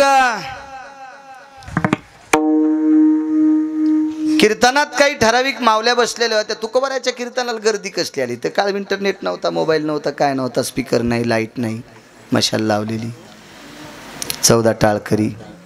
पण योग इतका होता महाराज. श्रोते कमी होते पण दर्जेदार होते. तुकोबरायच्या कीर्तनात मंबाजी गोसावी बसत होते. मंबाजी गोसायला उठवायला सकाळी शिवशंकर येत होते. कानात शंख वाजित होते. उठा आपल्या स्वप्नात तरी शंकर आहेत का. इतके मोठे मंबाजी गोसाई. अनगडशा फकीर तुकोबरायच्या कीर्तनात. कोण फकीर दुकानात धुपन काढतो तो का. अनगडशा फकीर ज्या भागात पाऊस पडत नाही त्या भागात चिमटा वाजल्याबरोबर पाऊस पडत होता. ला इलाही ला इल्ला ला इलाही ला इल्ला ला इलाही ला इल्ला ला इलाही ला इल्ला. ज्या भागाकडे तोंड केलं त्या भागात पाऊस पडत होता. ब्रह्मवेत्याच्या अधिकाराचा को फकीर तुकोबरायच्या कीर्तनात बसलेला. त्याच्या डाव्या मांडीला मांडी देऊन 5व्या क्रमांकाचा राजा. 5च राजे झाले भारतात फक्त 5. आणि एक राजा कृतायुगात झाला त्याचं नाव आहे चक्रवेन. त्याच्यानंतर 5 राजाच्या नंतर राजा झालाच नाही भारत देशाला. एक राजा कृष्ण, दुसरे विदुर, तिसरे कणक आणि 5वा रयतेचा राजा छत्रपती शिवाजी महाराज. 5 राजे 5. छत्रपती शिवाजी महाराजांनाच राजे का म्हणता आलं कारण तुकोबरायची कीर्तनं ऐकून पायकीचे अभंग ऐकून जनतेची सेवा कशी करावी ही छत्रपती शिवाजी महाराजांना कळाली. म्हणून 5वा क्रमांक छत्रपती शिवाजी महाराजांचा लागला. आणि हा रयतेचा राजा धर्मनिरपेक्ष राजा. महाराज क्रमांक हा कोणाला येत नसतो. ठीक आहे आमच्या मित्राला आदर्श रिकामी जागा पुरस्कार द्याला. रिकामी जागेतलं सांगत नाही माईक चालू आहे. आदर्श रिकामी जागा राज्यपालांनी पुरस्कार दिला. आणि 19व्या दिवशी आमचा मित्र लिव्हर फुटून मेला. इतकी दारू पित होता. राज्यपालाचा काय दोष आहे. ह्या मधल्या सुंबळ्याचा दोष आहे पाठपुरावा करणाऱ्याचा. राज्यपालाला काय माहित होते एकच हे जे खालची देत होते का कागदपत्र. मग मला सांगा 19व्या दिवशी ज्याचा पोट फुटून दारून मरतोय त्याला आदर्श पुरस्कार देणं हे किती मूर्खपणाचं टोक आहे. पुरस्कार कोणी द्याला आणि कोणाला द्याला याला महत्व आहे. याला महत्व आहे. कुठं कसल्याही पुरस्काराला किंमत नसती. चला काय सांगू लागलो. शुभकासार रयतेच्या राजाला 5वाच क्रमांक का याच्यावर म्हणतोय मी. महाराज तुकोबरायची संलग्नता आहे. तुकोबरायने दिलेला क्रमांक की राजे तुकोबरायने राजेंनी विचारलं तुकोबराय मला एवढं का मानता. पुन्हा तुमच्या नंतर राजा होणे नाही. एक सूत्र सांगतो तुम्हाला, एकच सूत्र. तसे 27 सूत्र आहेत छत्रपतींचे. तुकोबारायांनी ओवलेले बरं. तुकोबाराय मी भंगेरीचे कधीच सांगणार नाही, मला आवडतच नाही. एक तर वाचून सांगतो, अन्यथा चांगल्यांचं सांगतो, मधल्या बाजाराचं सांगत नाही. गरज बी काय. तर एक सूत्र होतं, कल्याणच्या सुभेदाराची सून. 6 स्त्रियापैकी ती, महाराष्ट्रात 6 स्त्रिया सुंदर होत्या, त्याच्यापैकी ती एक सुंदर होती. किती सुंदर होती. अमावस्याच्या रात्री तिच्या दाताचा प्रकाश पडत होता. कवीने वर्णन केलंय. अरे काळ्या रात्री चमकत होत जिच्या रूपाचं ऊन, अशी देखणी होती एका मुस्लिमाची सून. 5वा क्रमांक का आला? अरे तिला पाहुनी आई म्हणाला, अरे तिला पाहुनी आई म्हणाला, राजा तो शिलवान. आनंदाने नांदत होती हिंदू मुसलमान, आनंदाने नांदत होत हिंदू मुसलमान. म्हणून 5व्या क्रमांकाचा राजा. वाद घालणारा नाही, जातीय तीड निर्माण करणारा नाही. एक लक्षात ठेवा, कोणीही कोणाच्या जातीसोबत भांडू नका आणि कोणीही कोणाच्या जातीला कमी समजू नका. असं जर गंडला आला असेल तर ऐका गिरगावच्या बाळ्याचं. भारतात एक बी जात नाही की त्या जातीत हरामखोर लोक नाहीत. भारतात एक बी जात नाही की त्या जातीत भडवे लोक नाहीत. सतुपाटील, भारतात एक बी जात नाही की त्या जातीत भडवे लोक नाहीत. भारतात एक बी जात नाही की त्या जातीत चांगली माणसं नाहीत का? 557 किलोमीटर जामदे नावाचं गाव येते. पंढरपूर ते जामदे गाव 557 किलोमीटर अंतर कापून 12 दिवसात दर महिन्याच्या शुद्ध वारीला पारधी समाजाचा माणूस माझ्यापेक्षा मोठ्याल्या माळी घालून येतोय. दर महिन्याला लाहोर चित्र सशे धरणाऱ्याच्या कुळातला माणूस, एक नाही 50-60 लोक दर महिन्याला. पाहतो का नाही बाप्पा आपण? पारधी समाजाची माणसं, पारधी समाजाची. लोकांना वाईट म्हणायची काय ताकद आहे? कशामुळे वाईट म्हणतात? आणि तुम्ही काय प्रयत्न केल्याच्या नंतर या देशातली एखादी जात निघून जाईल? होऊ शकतं का बाया साहेब? होतं का तुमच्या राजकीय सत्तेत? नाही होऊ शकत, नाही होऊ शकत, नाही होऊ शकत. टोल नाक्यावर टाळ्या वाजिना संत परंपरेतल्या गाथ्यात आला, त्यानं टाळ्या वाजायचं बंद केलं आणि टाळी वाजवायला सुरू केली. कीर्तनात काय असती? टाळी वाजवावी, गुढी उभारावी, वाट ती चालावी पंढरीची. टाळी आहे पंढरपुरात. मरेपर्यंत टाळी वाजिली. आज त्याचं सकाळच्या काकड्यात नावे, कानोपात्रा खोदू पिंजारी तो दादू, भजनिया भेदू हरीचे पायी. अशोकराव चांगला वागणारा कोणाही जातीत असो. सज्जन नावाचा खाटीक काय खवा इकित होता का? कशाला पिढी इकीन बाळासाहेब तू? तो मास शिकित होता, पण सकाळच्या काकड्यात त्याचं नाव आहे. का? तो इमानदारीने वागत होता. बुट शिवणारे रविदास महाराज, या ईदभर पोटाची खळगी भरणारे संत रविदास महाराज बुट चपला शिवायचे. आज किती लोक त्या आता चालू आहे ना सध्या कुंभ प्रयागराजला किती लोक गेलेत? हो, इशीच तोटे खिशात घालूनच गेले. हो, आणि तोटा खाऊन प्रयाग मध्ये थुकतू. ह्यो प्रयाग मध्ये खडा खांदून जरी पुरला त्याला मोक्ष आहे का? काही निमित्त आहे का नाही त्या प्रयाग? अहो, कुंभ तिथं भरत असतोय, तिथे राजा बळीने हरण केलेला अमृताचा कलश ज्या ज्या ठिकाणी टेकला तिथं कुंभ भरत असतो. संपवायचं का? येरी टेकायलेत का? संपवायचं? मला सांगा तसं. हो ना, टेका टेका टेका टेका टेका. आणि जिथे अमृताचा कुंभ टेकलाय तिथं जर तंबाखू खाऊन थुकत असेल ना, कशाला मरायला चालला बोंबल्या? काय तुला पुण्य भेटन तिथं? नाटकायचाच जास्त संचार झाला म्हणून गुण येत नाही. भानगड कशी झाली? एकाल सर्दी झाली, दवाखान्यात गेला, डॉक्टरनं गोळ्या दिल्या, सर्दी जास्तच झाली. पुन्हा तिसऱ्या दिवशी डोस वाढीला, तरी जास्तच झाली. डॉक्टरनं सांगितलं माणसाचा संपला, आता म्हशीचा राहिलाय. पण कंपाऊंडर म्हणलं हे मरण म्हशीचा डोस द्याल्यावर.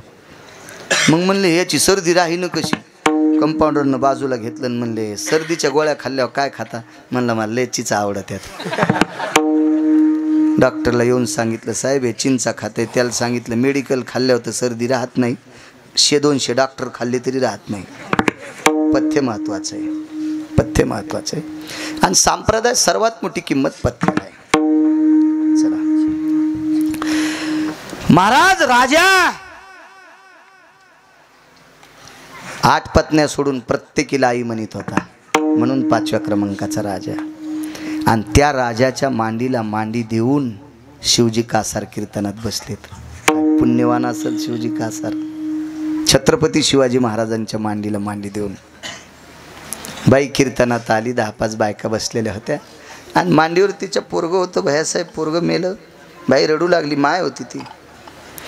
महाराज कीर्तनात डोळे झाकून खाली मांडीवर पोरगं रडू लागली. डोळ्यातलं पाणी पोराच्या अंगावर पडत होतं. शेजारणीनं मांडीला खुणवलं. नवल सांगतोय, मांडीला खुणवलं. माय कीर्तन ऐकायली रडते कशा करता. पोरगं झोपलंय तुझं, तू ऐक ना कीर्तन. नाही ग म्हणे माय पोरगं झोपलं नाही ग, मा बाळ गेला माय, मृत्यू पावला ग, माझा बाळ मेला माय, माझा बाळ मेला. ते शेजारणीनं हळू उचकून विठ्ठल विठ्ठल चालू असताना ती बोलायची. तुकोबारायच्या कीर्तनात बोलायची काय ताकद. पण शेजारणीला राहवलं नाही. तिने विचारलं बाई मेलेली माणसं मशानात नेत असतात, तू कीर्तनात कशाला आणलंस. तिचा कंठ दाटून आला. आवाज रे कंठ दाटून आला. तिनं सांगितलं बाई मेलेली माणसं मशानात जाळतात मला ज्ञात आहे ग, पण ह्या पोराचे बाबा कीर्तनात बसलेले इथं, त्यांना दाखवायचं तुमचा बाळ गेलाय आणि याची अंत्यविधी करायची. मग उठणं म्हणे तू जाय ना. किती सात्विक होती आता पा. शेजारणीनं सांगितलं मी सांगू का तुकोबारायला थोडंसं कीर्तन बंद करा म्हणून. नाही म्हणे नाही नाही नाही नाही, तुकोबारायच्या कीर्तनात विक्षेप नको, भंग नकोय. तिला एक आनंद वाटला. पोरगं मेलं याचं दुःख आहे माझ्या माईनं. पण तिनं लक्षात घेतलं लहानपण असल्यामुळं कीर्तन ऐकणं शक्य नव्हतं. याच्या पार्थिवावर तुकोबारायचे शब्द सुमन पडतात. किती पोरगं पुण्यवान असेल. तुकोबारायचे शब्द त्याच्या प्रेतावर पडत होते. चिमुकलं बालक. आक्रोश करू लागली अंतकरणात. तोंड बंद केलेलं होतं. डोळ्याचा बांध फुटलेला होता. श्रीमंत श्री जगद्गुरु तुकोबारायच्या लक्षात आलं शिवजी कासाराचा मुलगा मृत्यू पावला. बाईचा चेहरा पाहायला ती माय होती. महाराज काय दुःख असेल त्या माईला. तिचं अंतकरण बोंडाविचित होतं. जीवन थरथरत होतं. हृदयाचा बाण फुटलेला होता. अंतकरण कापलं होतं तिचं. तुकोबारायने विठ्ठल विठ्ठल भजन करत असताना थोडी क्षणभर डोळे झाकले आणि विटेवरच्या मालकाला प्रार्थना केली. देवा जीवनभर तुझ्या नामाचं भजन केलं रे. मला भजनाकरताच मी आलो, याबद्दल दुमत नाही. पण माझ्यासारख्या रात्रंदिवस तुझं चिंतन करणाऱ्या वारकऱ्याच्या कीर्तनात जर एखादं बाळ मृत्यूचं प्रेत येत असेल तर आमच्या कीर्तनाला किंमत काय. जाऊ दे देवा माझं, जाऊ दे माझं. अरे त्या शिवजी कासाराची तुला काही कदर आहे का रे देवा. किती पुण्यवान कासार होता तो. महाराज या महाराष्ट्राच्या मातीतील सौभाग्यवती स्त्रीला वैभवाचा चुडा भरत असताना शिवजी कासाराने एखाद्या मुलीचा हात जर हातात धरायचा प्रश्न केला बांगड्या भरताना तर हाताला हात लावायचा आधी डोळे झाकून तिला लेक म्हणायचा. थोडी वयानं ज्येष्ठ असेल तर तिला बहीण म्हणून तिला बांगड्या भरायचा आणि मोठी असेल तर माय म्हणून बांगड्या भरायचा. इतकं तत्व ज्यानं सांभाळलंय त्याचा मुलगा कीर्तनात प्रेत. देवा काही आहे का देवा. एवढं दुःख असताना ज्याची पत्नी कीर्तनाचा भंग करत नाही, इतकी धैर्याची सागर ज्याची पत्नी असताना यांच्यावर हा दुःखाचा डोंगर का. जाऊ दे देवा ही तुझी लीला आहे, ही तुझी लीला आहे, तुझी लीला आहे. काय नवल सांगू तुम्हाला. किती नवल. कीर्तन चालूच होतं. बाई रडत होती. डोळे झाकून रडत होती. तिच्या डोळ्यातलं पाणी पोराच्या अंगावर पडत होतं. काही क्षणात पोरगं उठलं आणि आईचे डोळे पुसत होतं. माय तू का रडायली ग, माय तू का रडायली ग. दृष्टांत संपला. 7व्या अवतारात जावाई उठीता आला नाही. सातव्या अवतारात जावाई उठिला नाही महाराज. तुकोबारायच्या कीर्तनात पंढरपुरातल्या मालकाने मुलगा उठिला, यम ठणठण बोंबलत होता. आमच्या पदाला किंमत काय, आमच्या पदाला किंमत काय. विटेवरच्या मालकानं सांगितलं, यमा शांत बस, हा शिवजीचा मुलगा आहे, शिवजी कासाराचा मुलगा आहे. तुकोबारायच्या कीर्तनात प्रेत आणलंय म्हणून मला उठवावं लागतंय. महाराज जावाई उठिला नाही आणि मारला कोणी? सासऱ्यानंच. लक्ष्मण सासरे होते, भावानंच मारला तरी पण उठिला नाही. पोरीचं कुंकू शाबूत ठेवलं नाही आणि इकडं चिमुकलं लहानसं मेलेलं पोरग उठिलंय. काय स्वतंत्रता आहे. म्हणून मालक म्हणतात, नवल केवडे केवडे नवल केवडे नवल. सातव्या अवतारात एक वारकरी भैयासाहेब एका राक्षसानं मारला. त्याचं नाव होतं कुंभकर्ण. त्या राक्षसाचं नाव आणि वारकऱ्याचं नाव होतं गंधमादन. का वारकरी म्हणायचंय? नुसती गळ्यात माळ घातली म्हणजे वारकरी होत नाही. नाकापासून इथं गंध लावला म्हणजे वारकरी होत नाही. परमार्थाच्या गप्पा केल्यानं वारकरी होत नाही. पांढरे कपडे घातल्यानं वारकरी होत नाही. हे तर टिळे टोपी माळा देवाचे गबाळ. वारकरी होण्यासाठी एक कार्ड प्राप्त करावं लागतंय आणि ते कार्ड स्वकर्तृत्वावर प्राप्त करावं लागतं. मग ते दयेचं असेल, ते दृष्टीचं असेल, ते सद्भावनेचं असेल, ते प्रेमाचं असेल, ते सदाचाराचं असेल, ते आचरणाचं असेल, असे कार्ड प्राप्त करावं लागतं. त्याला वारकरी म्हणतात. आणि ते किती टोकाचा वारकरी, किती टोकाचा. महाराज असा हाडा मासाचा चुरा केला, गोळा फेकून दिला. फेकून दिल्याच्या नंतर तो गोळा राम राम म्हणत होता. हाडा मासाचा गोळा भैयासाहेब मारुतीरायाच्या पायावर पडला. मारुतीरायानं असा उचलला आणि बोलले, का रे गंधमादन अजून भजन करतो? हो, तुला सापडत होतो तरी आम्ही एवढे जण, पण सापडत नव्हतास. कुंभकर्णाने मला आपल्या पक्षात फेकून दिलं तर मालक, पण मी मुद्दाम आलिप्त राहिलो की मला एकांतात तुम्हाला भेटायचं होतं. मी जर बाकीच्यांना सापडलो असतो तर आतापर्यंत मला समाधी दिली असती, माझ्या मनातल्या इच्छा बाजूला राहिल्या असत्या, म्हणून मी सापडलो नाही. अरे इतक्या वेळ झालं मरून तरी तू भजन करतोस. वल्ल जोपर्यंत मास आहे तोपर्यंत मासातून राम राम शब्द येत होता. मारुतीरायनं हृदयाला लावला, कारण स्वाभिमान होता ना महाराज. वानराच्या कुळातला एक वारकरी मेल्यावर सुद्धा भजन करतोय. काय तत्व असतं लोकांचं. महाराज वारकऱ्याच्या जीवनात बापू नवले. रामकृष्ण भाऊ येडशीकर देवाज्ञा झाली. काय रत्न वारकरी संप्रदायात. रामकृष्ण भाऊ येडशीकर देवाज्ञा झाली. महाराष्ट्रातला तमाम वारकरी संप्रदाय अंत्यविधी करता हजर झाला. रामकृष्ण नामाच्या घोषात भाऊंचा अंत्यविधी झाला. दुसऱ्या दिवशी राख सावडायचा कार्यक्रम. भैयासाहेब राख सावडायला नाना प्रकारचे वारकरी गेले. राखेत हात घातल्याबरोबर भाऊंची कवटी सापडली आणि कवटीवर नाव लिहिलेलं होतं रामकृष्ण. एक ट्रक भर नारळ टाकले असतील, एक ट्रक भर नारळ. बैलगाडीनं 2-4 साठे चंदनाची लाकडं असतील. गावरान तूप टाकला असेल, कापूर टाकला असेल. एवढ्या अग्नीमध्ये जळालेलं कनशे पाटील प्रेत. रामकृष्ण नाव जशाला तसं राहतं. एका वारकऱ्याच्या आत्ताची गोष्ट आहे. ते पाहणारी लोक अजून जिवंत आहेत. काय नवले महाराज वारकरी जीवनात. हा पुढचा अवतारच पूर्ण नवलाचा अवतार आहे. मारुतीरायनं प्रभू रामचंद्राच्या हातात ते हाडामासाचा गोळा दिला. रामप्रभूंनी डोळ्यातल्या पाण्यानं धुतला. पहाटेच्या प्रहरी एक मुहूर्त होतं, त्या मुहूर्तावर अंत्यविधी करून टाकला. बिभीषणाला सांगितलं, तुला राजा केलं याची समाधी सोन्याची कर. योग चांगलाय भैयासाहेब, तुम्ही बी पुढे आमदार आहेतच. भाऊ थकल्यावर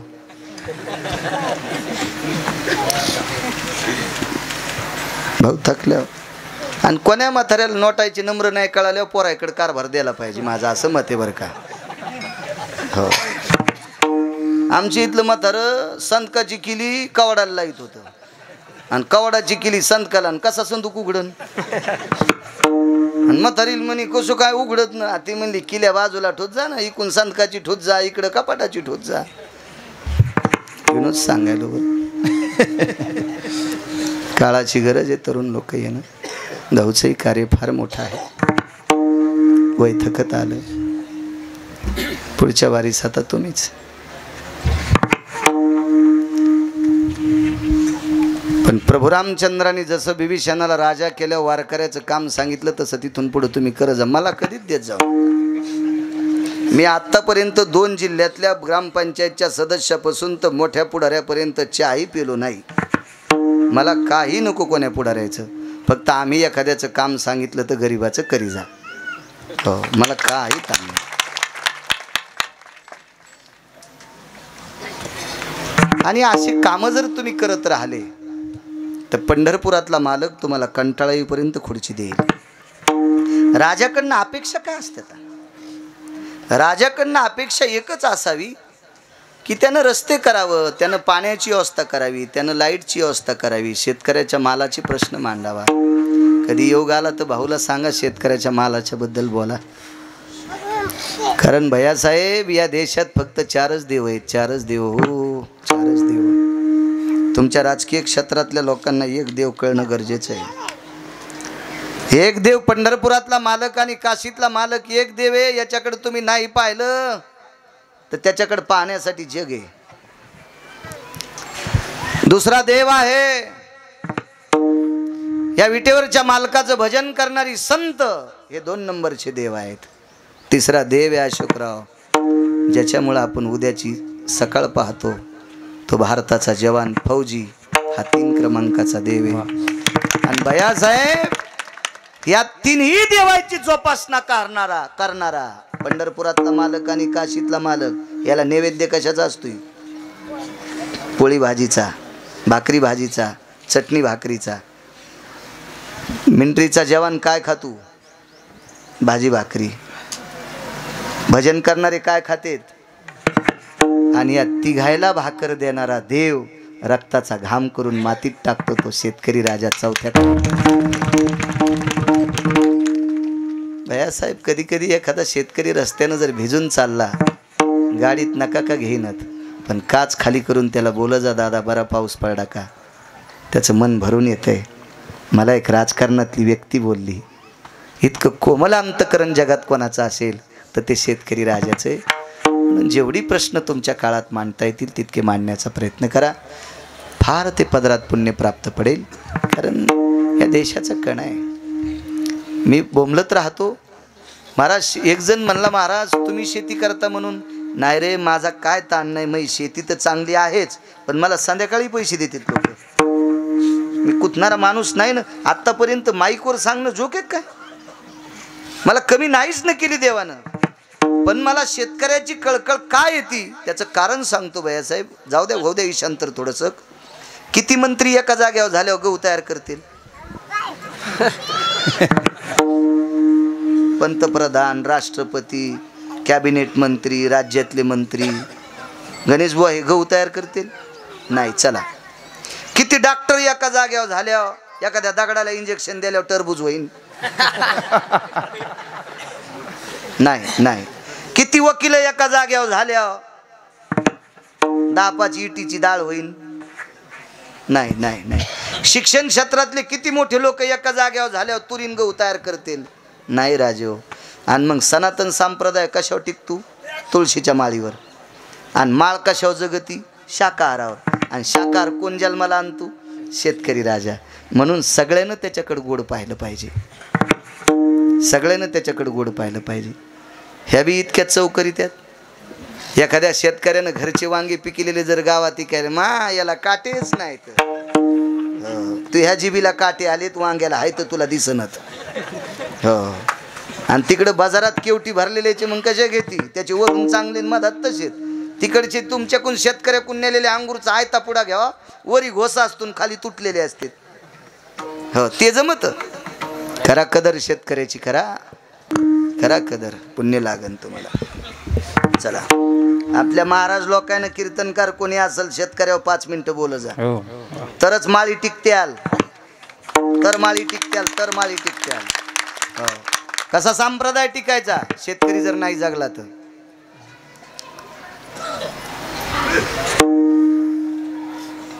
सोन्याची समाधी केली, इथपर्यंत आलतो ना. 65 क्विंटल सोन्याची समाधी गंधमादन वानराची. सगळ्याला आनंद वाटला, मारुतीरायला नाही वाटला. समाधी केल्याचं दुःख नाही, आनंद का वाटला नाही? मालकाच्या पुढे हात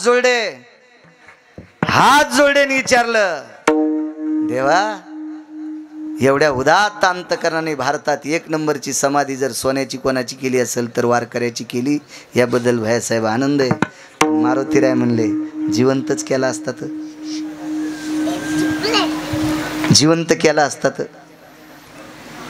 प्रभू रामचंद्रानं सांगितलं, हनुमंत माफ कर रे, मी एका साधूच्या ताब्यात आहे, मला नाही जिवंत करता येत. अघासुर नावाच्या राक्षसाच्या तोंडात गोपाळ गेले 27. अघासुर नावाचा राक्षस 2.5 किलोमीटरचं तोंड होतं खालचं आणि 2.5 किलोमीटरचं वरचं. आणि अघासुराने तोंडात मोठमोठाली झाडं वळली, झाडं ओढून घेतली. गोपाळाला वाटलं जंगलच आहे. 2.5 किलोमीटर लांबी, रुंदी असेल ना 1-1.5 किलोमीटर, इतकं अघासुर राक्षसाचं तोंड. आणि त्याचं तोंड जिथं टेकायचं तिथल्या जागेवरचे सगळेच झाडं तोंडात घेतले. गोपाळाला वाटलं काय झाडं आहेत बाबा, काय सावली आहे. आणि ते 27ला 27 गोपाळ मधात गेले. आणि अघासुर तोंड दाबून सगळीची सगळे गोपाळ खाणार. तेवढ्या अवकाशात याच मालकाच्या लक्षात आलं गोपाळ कुठे आहेत. पाहिलं तर अघासुराचं तोंड. पळस सुटले आणि काठी उभी केली. तोंड वरचं खाली आल्याबरोबर काठीला ताळलं. अघासुरानं गंजा प्रयत्न केला, काठी तोंडातून फुटून वरी आली. अघासुर मारला आणि 27 गोपाळ वाचिले. मागच्या अवतारात 1 वारकरी वाचिता आला नाही, नवल नाही. 8व्या अवतारात 27 वारकरी वाचिले. म्हणून मालक म्हणतात, नवल केवडे केवडे, नवल केवडे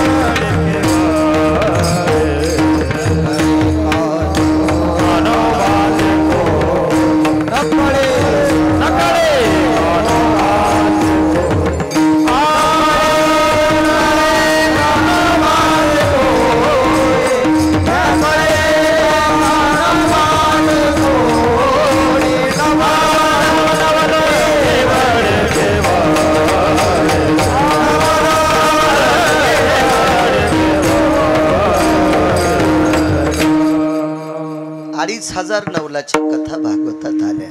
2500. 7व्या अवतारात एकीनं देवासोबत लग्न करण्यासाठी जीव द्याला तरी तिच्या संग लग्न केलंच नाही. 1 पत्नी व्रत होतं भैयासाहेब, मर्यादा पुरुषोत्तम. आस्वालाची कन्या मेली डोळे झाकून. देवाला पाहिल्याच्या नंतर मायबाप पण पाहिले नाही. शेवटी तशीच डोळे झाकून मेली, पेटून दिली, गंगेत टाकली. पण नाही तिच्यासोबत लग्न केलं. आणि 8व्या अवतारात तीच एका आसोलाची पोरगी जामवंती म्हणून जन्माला आली. तिच्या बापाचे पाय धरले, मला पोरगी देऊन टाका. बाप मोठा हुशार, ते म्हणला तू यासारख्या काळी मुडील पोरगी देतो की मी. आता देव माणसाच्या रूपात आलता, तुला देत असते तोय पोरगी. ते म्हणले मग लग्न करण म्हणले. आणि तुला पोरगी द्यायला माहित का बाजार आहे का. आता एरीत पोरीचे बाप जरा असे याच्यातच आलेत. नाही येऊ द्या ना, आहे पोरीच्या बापान वजनात येण्याबद्दल दुःख नाही की मागच्या 35 वर्ष पोरायचे बाप बी लय मस्ताडे होते. अशा देवाला सोडायला हाल्यावनेच करू लागले. महाबाब्या महाबाब्या, तो हा बाब्या बुट हरपून येतो तरी तू हाच बाब्या. हे बी लय टेकीत आलते नो. हो, पोरायचे बाप का साधे का.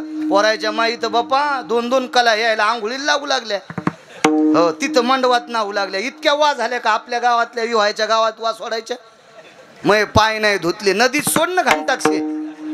हो नाही तर इरीत बस. हिचे पाय तिथल्या बाईनं धुतले तर तिच्या हाताचे कातडे गेले, म्हणजे ही कापसान फिरल्यावर ना ख्या राहत नाहीत.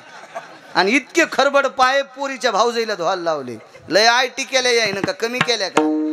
म्हणून आता दर 35 वर्षाला काळ बदलत असतो. आता पोरीच्या बापायचा काळ आलाय. अशा मुकाट्या बसायल्यात पोराच्या माई. बघा ना ह्या बाब्याकडं कोण भूत बघत नाही तू ह्या बाब्याकडं. आता तो हा बाब्या फिरतो इकडं तिकडं मोबाईल घेऊन बैलगाडीवर गेला. आमच्या बाजूला ट्युशन एक पोरग मोबाईल खेळू लागलं आणि आमची बैलगाडी आली. शेतकरी असल्यामुळे लागत ती पुढं बैलगाडी. इतक्या जोरात गेलं बैलगाडीची कुणीच घासली ती मांडीला. हो म्हणलं उभं राह ना, नाही राहिलं. त्याचाच हात दाबला आणि दवाखान्यात गेलो 2-4 टाके. नंतर गुरुजीला म्हणलं त्याच्या बापाला फोन लावला आमच्याच बैलगाडीने. ते म्हणलं जाऊ देवा महाराज पोट्ट नालायकाचे मोबाईलने येडच झाले. कसं लग्न होईन या सुंबळ्याचं? याला दिवसा बैलगाडीचं आग दिसन. हा हा तर ती एवढी सांभाळणं इतकं सोपं आहे वय ते. वा वा वा वा वा. ज्याचे लग्न राहिले त्याने हिशाबात राहा जरा. ए माधव दुकान चली जायले नो कीर्तन ऐक जाऊ. नाहीतर लय आगावपणा केला ना तर गुरुवारी रामदेव बाबाच्या आश्रमात पेस्ट ऐकायला. आमचे महाराज लय मोठे व्यापारी आहेत, जागतिक लेवलचे व्यापारी आहेत. हो संन्याशाने एवढा व्यापार टाकला, तुम्ही बी टाकी जा ना. पडा बायका देतील लोक. पोरीच्या बापाच पाय धरले म्हणले ध्यान पोरग त्याला का माहिती देऊ म्हणून तुला देत नाही म्हणले. आता भगवान म्हणले आता आपलं काम पड्यावर जरा वाकावंच लागत असतं. वाकावंच लागते मोठ्या मोठ्याला पण. काही वेळेला जिला ज्याची गुल्प शाट झाली त्याला पण तुम्हाला हात जोडावं लागते. तर हा आहे ना. तिथून पुढे तुम्ही कमराच्या गोळ्या घेतल्या असत्या. इतकी दुखली असेल कमर, मानन कंबर. लक्ष द्या गुलूप शाट झालेली पण असतच तसं. ते देवान विचार केला आता आपण गुपचुकत बसावं. म्हणले बघा ना आमची सोय काहीतरी. ओट म्हणलं नाही एकदा. इतका पोरीचा बाप. दादा लग्न करायचंय ना. अरे मग कोणाला पोरगी देत असते का? कोणाला द्यायची? पैलवानाला. आणि कोणासोबत कुस्ती? मायासोबत. जे पोरीच्या बापाला कुस्तीत पाडीन त्या जावायला पोरगी देईन. झाडाच्या बाजूला गेले, पितांबर सोडा आणि त्याची लंगुटी केली आणि शर्ट फेकून दिलं आणि थापटेला दंड. आता सम आला.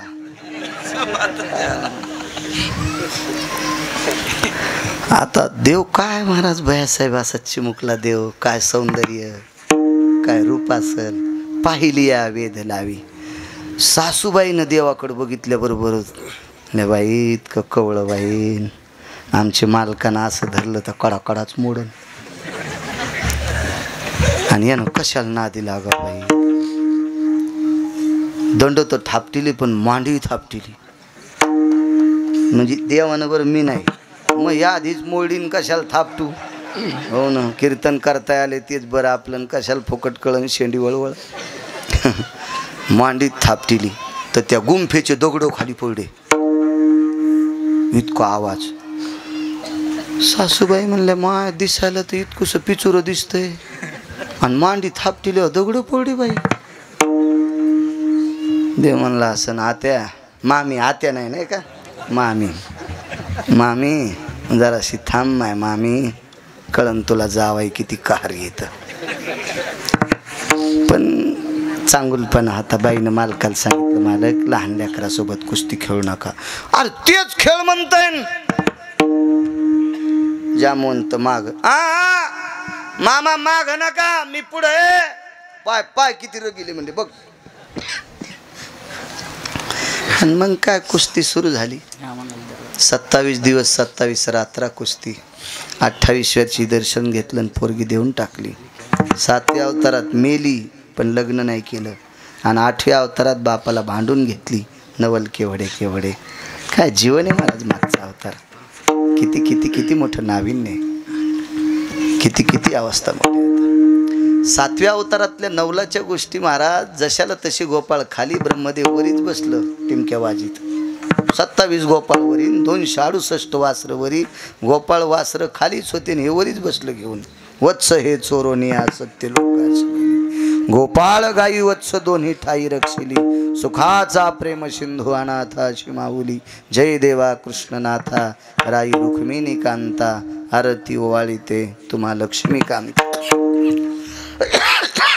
प्रत्येक नवलाच्या गोष्टी आहेत महाराज, नवलाच्या गोष्टी. 8व्या अवतारात खूपशी कामं करावीशी वाटली पण करता येत नव्हती 7व्या अवतारात. आणि 8व्या अवतारात जी अशक्य सुद्धा शक्य करून दाखिली हे नवलाची कामं केली. विठोबा रखुमाई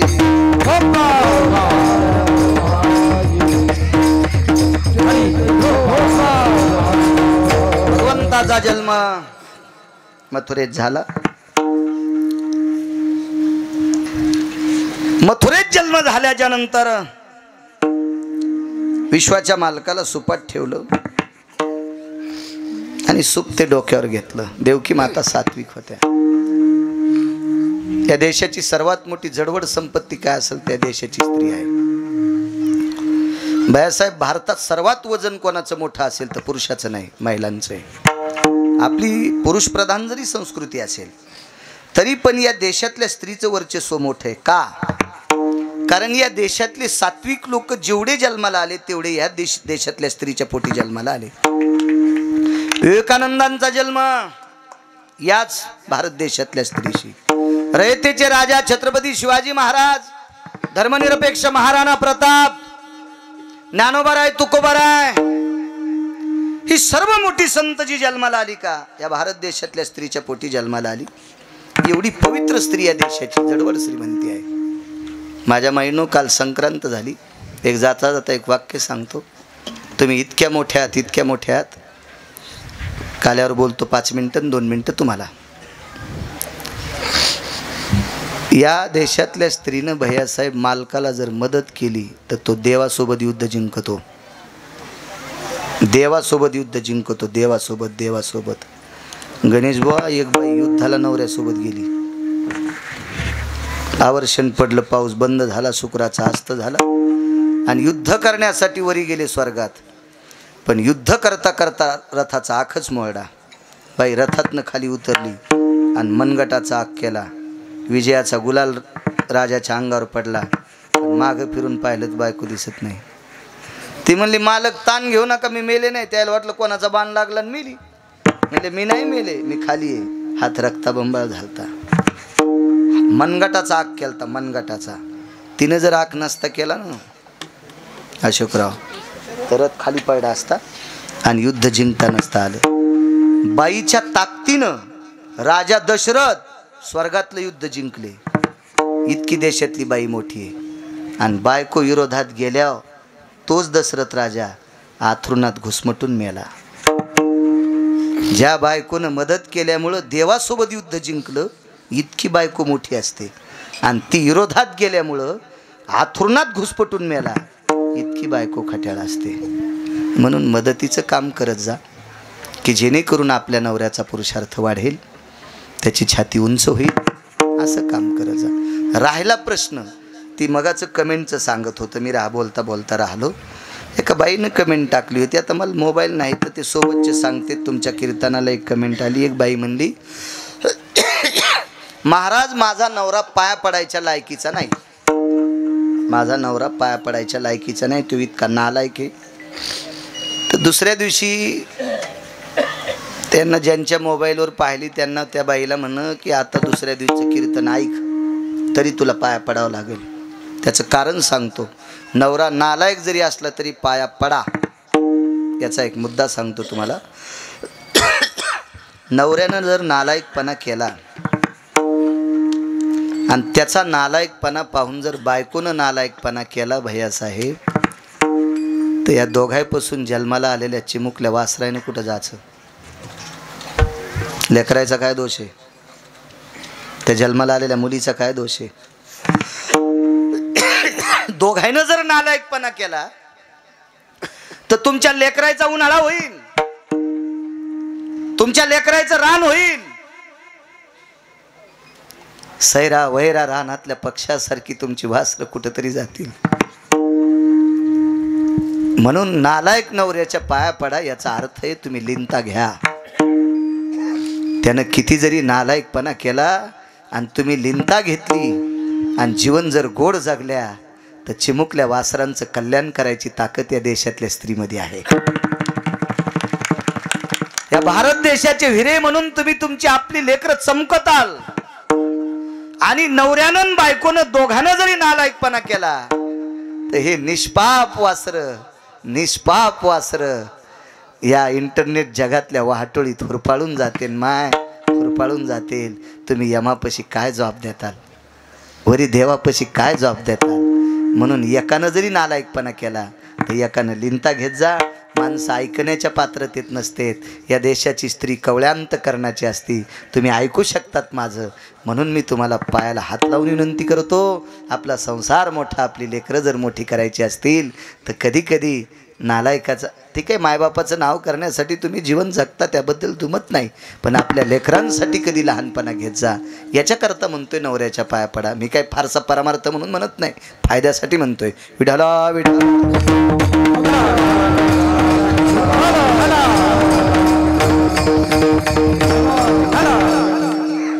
मथुरेत जन्म झाला. सुपात घेतलं, गोकुळात आणलं. नंदाच्या घराला मजनी गोकुळाला मायेचा जन्म झालाय, मला ठेवा, घेऊन या तिला. आणि मग उचलीला कमळापती, पायीची बंधने गळती, हातापायातल्या बेड्या पळाल्या. मंद पाऊस पडत होता. शेषानं सावली धरली, यमुना तुडुंब भरली. पुढं चढला आकाश चाट, त्याशी लावीला अंगुष्ट दुभंगली. यमुना माई एक दररोजा उघडा होता. 9 लाख गायी होत्या नंदराजाकडे, 9 लाख गायी. शेती परवडत नाही असं कोणी म्हणत असेल तर त्याच्या गोळ्या संपल्यात असं समजायचं. त्याच्या गोळ्या संपल्यात असं म्हणायचं. ठीक आहे, कमी अधिक भावाला आपल्याला भाव भेटत नसेल याबद्दल मी सुद्धा रुष्ट आहे, मी सुद्धा नाराज आहे. पण आपण जगायचं कशावर? आपण जगायचं कशावर? प्रत्येक जण म्हणत असेल मला नोकरीच पाहिजे असेल तर एका जिल्ह्याला कलेक्टर किती असतात? ॲडिशनल आमके तमके मिळून. ठीक आहे, प्रत्येकाला जर नोकरी व्हायची असेल तर सरकारमध्ये ताकद असते का? ती सरकार म्हणजे काय ब्रह्मदेव आहे का पांडुरंग आहे? सरकार म्हणजे का काशीतला मालक आहे का? त्याला तयार करता येतं का ऑफिस? नाही नाही नाही नाही. शेती जर परवडत नसेल तर इकणारा दाखवा ना. आहे का इकणारा? आहे का येड्या बाळूचं? ज्याच्या नावानं 7-12 असेल तो महाराष्ट्रातला राजा असेल. ज्याच्या नावानं 7-12 असेल तो महाराष्ट्रातला राजा असेल. राजा, तुम्हाला लागेल तितक्या जमिनीत गहू ज्वारी पेरा आणि परवडत नसेल तर पडीत ठेवा. आज 10 वर्षाला 1 कोटी रुपये एकर नाही इकल तुमच्या खेड्यातली. तरी मी कमी सांगितली. खोटं आहे का अशोकराव? मी ज्या प्रांतात जातो त्या प्रांतातले श्रीमंत लोक म्हणतात मराठवाड्यात जमीन भरपूर आहे, आम्हाला 10 एकर देता का? अरे जगू दिनं म्हणलं सुंबळ्या, आम्हाला खाऊ दिना आम्हाला. असं त्याला कशाला म्हणू? मनात म्हणतो खाऊ दिना. आम्ही काळ्या मातीतली माणसं आहेत, आम्हाला दुसरं काय? आपल्याला इथून पुढं कोण तारील तर फक्त शेती तारील. म्हणून तरुणांना विनंती करतो, तुम्ही शाळेत असाल तरी रविवारी शेतात जात जा. रविवारी शेतात गेल्यावर काय बघायचं माहिती आहे का? बाप आणि माय अशा उन्हात काम करीत असताना माईच्या कपाळाचा घाम पाय आणि बापाच्या कपाळाचा घाम पाय. ज्यानं बापाच्या आणि माईच्या कपाळाचा घाम पाहिला तो जीवनभर जीवन चांगलं जगत असतोय. ज्यानं बापाचा आणि माईचा घाम पाहिला नाही का त्याला कसं जगावं हे कळत नसतंय. शेती देव आहे, शेती देव आहे, शेती देव आहे. फार मोठी ताकद आहे शेती. चला, 9 लाख गायी होत्या. शेती किती असेल? ज्याच्याकडे 9 लाख गायी तो रात्री 1 वाजता उठून गायीला वैरण टाकत होता. म्हणून लक्ष्मीचा पती घरी आलाय. उद्योगम वर्धन्ते लक्ष्मी. या जगातला सर्वात मोठा व्यसनीपेक्षा आळशी माणूस देशाला घातक आहे. व्यसन कोण करील? ज्यानं 500 रुपये कमिले ते 100 रुपयाची पेईन. ज्यानं 500 रुपये कमिले तो 100 रुपयाची पेन, तो व्यसन करीन. जो काहीच काम करीत नाही का त्याचं खसखशीचं पोत आहे. छिद्र पडणं कसखस हारपणं संगत जाते. आळशी माणसं व्यसनी माणसापेक्षा घातक असतात. खसखशीचं 30 किलोचं पोत बैलगाडीत टाकलं परतूर मधून, ए सावळ्या बस हाय नाही तर महाराज. 30 किलोचं खसखशीचं पोत बैलगाडीत परतूरून टाकलं, पैशावाला दे राम्या टाक पोत. रगील होतं जरस, लय लोकांची रगील की बोलण्यानंच मातीत गेली. काही माणसं वागायला चांगले पण बोलणं रगील कीच. आमची इथे एक म्हातारी पित्राला जेवायला बोलवायची. आम्ही जेवायला गेलो गावरान तूप वाढा, आम्ही तूप खाल्लं. निघताना म्हणले असं तुमच्या बाप जन्मी भेटलो होतं का. मला दरुजातच उलटी आली मला तू. आणि पळी पळी तूप वाढा आम्हाला. बाहेर निघताना म्हणली तुमच्या बाप जन्मी का खाल्लं होतं का. भडा भडाच उलटी आली. काही माणसं वागायला चांगले पण थुत्र खराब. काहीचे तोंड खराब, आपलं तोंड चांगले आणि वागणं लय खराब. आमच्या एका पाहुणीची इथे गेलो, 3ऱ्या मजल्यावर राहत होती. ती खाली नव्हती राहत, भिकाऱ्याला काय द्यायचं काम नाही. आणि जरी आडमुठ मायासारखा भिकारी वरी गेला की म्हणायची आम्हाला सुतक पडलं. आणि कवा 12 महिने सुतक सांगायची, कोण मरतो का माहित. अशी पाहुणी वरी गेलो. उन्हाळ्याचे दिवस, बेल वाजवायचं काय कळतं, शिक्षण कमी, भडभड भडदरूज वाजिल. कोणेस रे, ह्या मोठी पाहुणी होती चालू ती कीर्तनातली सांगायलो. इतक्या नालायक पाहुणीची तर झाला माझ्या गोळ्या संपल्या काय. मातीला तर नाही जायचं तितक्या नालायक पाहुणीच्या. पाहुणीने पाहिल्याबरोबर अगं बाई बाळू महाराज इतकी काय. म्हणलं हो, एवढ्या उन्हात काय ऊन तापलंय. बाई बाई बाई बाई बाई आम्ही एशी लावूनही बेजार आहेत, तुम्ही एवढ्या उन्हात कशा आलात. म्हणलं चलत आलो. बाई कुठून. म्हणलं दरुजातून. काय महाराज कमाल आहे तुमची. बाई काय फिरता हो तुम्ही. महाराज काय तुमचा स्टॅमिना आहे हो. बाई बाई बाई बाई कमाल आहे. पाणी घेताल का. म्हणलं रोगर्दी. काय बोलणं गोड आणि वागणं गिदडाचं. त्या म्हातारीचं वागणं चांगलं आणि थुत्तर खराब. तिनं तूप खाऊ घातलं तिथं समोर. काय काय झालं अवघड काम बाबा.